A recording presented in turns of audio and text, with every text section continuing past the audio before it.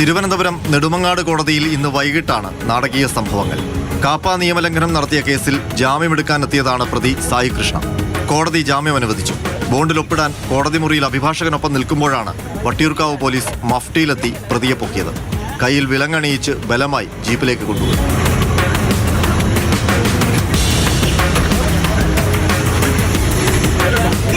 ജാമ്യം ലഭിച്ച പ്രതിയെ കോടതിയിൽ നിന്ന് കസ്റ്റഡിയിലെടുത്തത് അഭിഭാഷകർ ചോദ്യം ചെയ്തു. പോലീസുമായി വാഗ്വാദം.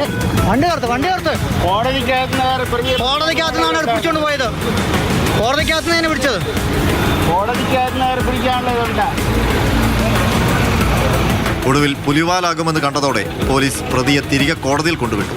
എന്നാൽ പോലീസ് കസ്റ്റഡിയിലെടുത്ത പ്രതിയെ കാണാനില്ലെന്ന പരാതിയുമായി അഭിഭാഷകൻ കോടതിയെ സമീപിച്ചു. ജാമ്യം അനുവദിച്ചതിനു ശേഷം പ്രതികൾ ബോണ്ടിൽ ഒപ്പിടാൻ വേണ്ടി കോടതിയുടെ വരാന്തയിൽ നിൽക്കുന്ന സമയം സിവിൽ ഡ്രസ്സിൽ വന്ന വട്ടിയൂർക്കാവ് പോലീസിലെ 2 പോലീസ് ഉദ്യോഗസ്ഥർ വന്ന് പ്രതിയുടെ കയ്യിൽ വിലങ്ങ് വെക്കുകയുണ്ടായി. കോടതിയുടെ കസ്റ്റഡിയിലുള്ള പ്രതിയാണ്, ബോണ്ടിൽ ഒപ്പിട്ടില്ല എന്ന് ഞാൻ പറഞ്ഞ സമയത്ത് എന്നെ പിടിച്ച് ചെവരിലോട്ട് ചേർത്ത് വെച്ച് എന്നെ പിടിച്ച് തള്ളി എന്റെ നെഞ്ചിലൊക്കെ ഇടിച്ച ശേഷം പ്രതിയെ വലിച്ചഴിച്ചുകൊണ്ട് പോവുകയാണ്.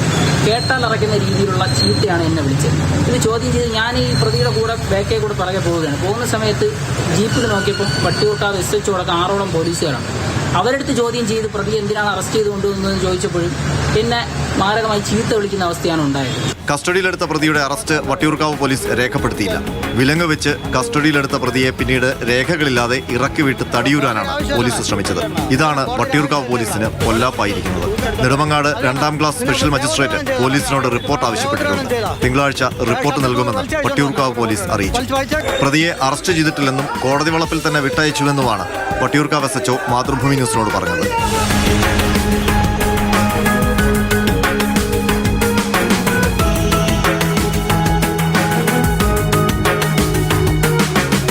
മാതൃഭൂമി ന്യൂസ്, തിരുവനന്തപുരം.